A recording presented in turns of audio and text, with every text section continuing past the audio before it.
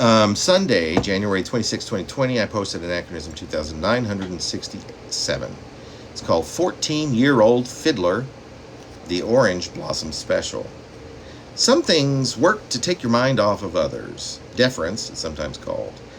But that is not what I am talking about. I am Jack Spicer drinking purity organic coconut water, not from concentrate, in my SORO transitional home on one of the seediest blocks in the city.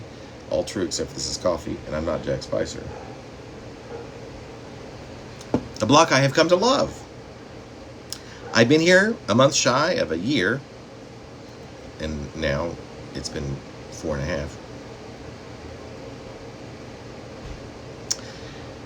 And soon I will be somewhere else. As I move ever so slowly back up the human ladder, which I have still been trying to do. Despite some pretty amazing sightseeing along the way, friends falling along the wayside until none exist anymore in the city in which you choose to survive. Your family, a cat you half owned, being taken from you, along with several iPhones and your laptop, sleeping less than 2 blocks from where you lived for 13 years, but only that night on the sidewalk, improperly putting the bag with the cat, the laptop, and everything else you prized as most important to you, at your side after 50 years of living between yourself, myself, and the cold wind, rather than between you and the building next to which you slept, next to which I slept. On the 3rd night, I was officially homeless. Being asked to pay for a milkshake at the grub steak before even receiving it. After having been to the grub steak dozens of times before and never once being asked to pay before being served my meal, never once being asked to leave.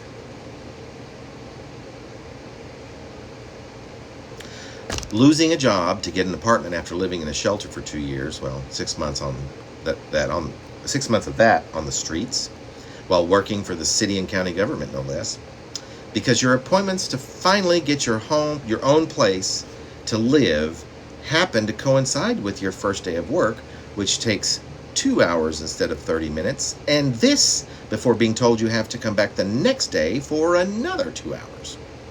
Then being told you could not move into the unit because of your eviction. After living in a shelter where the only incentive, the only carrot in front of your nose constantly, was that if you stayed there a year or so solid, you would get a place to live that was your own. But here I am,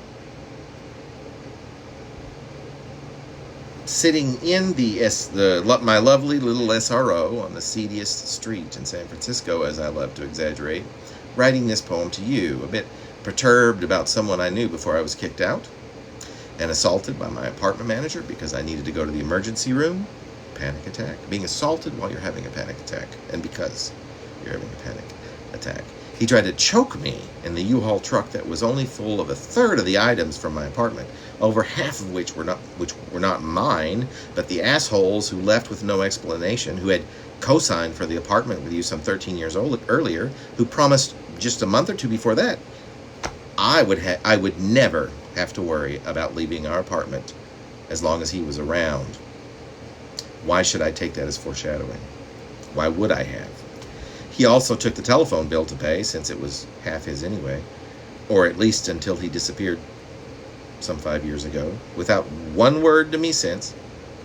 I had interviews lined up all week, and my phone went dead at the beginning of that week, and come to find out, he had stopped paying bills the month previous. I like the week I've had of reflecting on these things, and also having many interviews lined up the next couple of weeks, looking at everything with a much different perspective, and hopefully just the right amount of focus. How different the thoughts are now, how clear and mid-coherent they are compared with the past several years, the ability to make humor out of it. Then one small thing can set me off again. Someone else disappearing into the sunset, perhaps, never to be heard from again. Wanting to be dead to me. And presumably vice versa.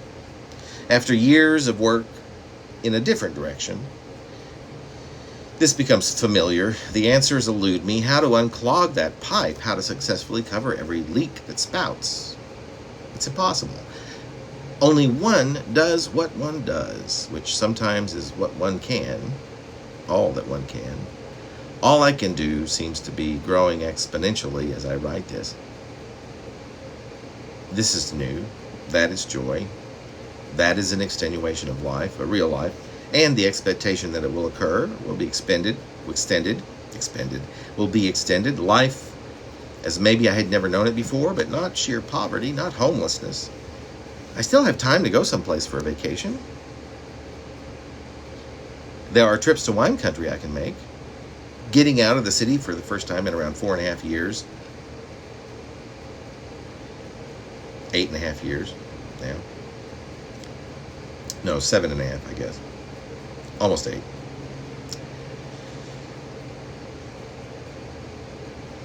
Wouldn't that be nice? Many things are nice now, but how would I have believed what a lifetime this last 5 years has been? How is one to ever realize that the 11 years you woke up with the one person who you ever knew you wanted to wake up to every day, just wanted out for most of the time he was waking up right next to you, to me, and who'd not even have the guts to say a word before simply disappearing, and to make promises to boot. Life is odd. I've said I can do this before. I seem to be doing it. But there is so much more to do, especially now that I've seen what I have seen. Where does one go from that, really? Up and up and up, but ever so slowly. Until you are high enough to have a voice. Hey, my voice is back, it will say, and it has something to tell you. Yes, it will, most likely. Stay tuned, if you will. The suspense nearly killed me. Not anymore, 2 words that instinctually I almost bow my head and say, as if it were a prayer, a hope.